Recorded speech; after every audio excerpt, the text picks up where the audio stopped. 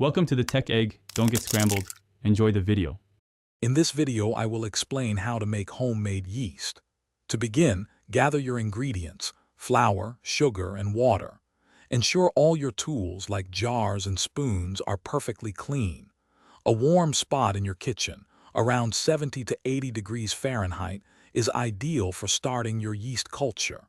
This initial setup is crucial for a successful and active starter. Now, let's get to the fermentation. Combine about 1/2 cup of flour with 1/2 cup of water and a teaspoon of sugar in a clean jar. Stir well until smooth. Cover the jar loosely with a lid or cloth, allowing air to circulate. For the next few days, feed your starter daily with a small amount of flour and water to keep it active. How do you know your yeast is ready? Look for key signs of activity. You should see small bubbles forming on the surface of your mixture, indicating gas production. The volume of the starter might also increase slightly.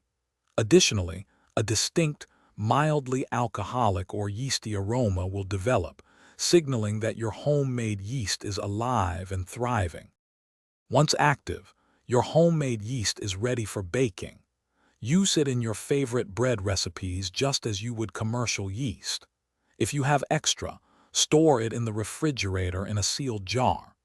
Remember to feed your refrigerated starter about once a week with a tablespoon of flour and water to keep it healthy and ready for your next baking adventure. Thanks for watching. Consider subscribing if I helped unscramble your problems.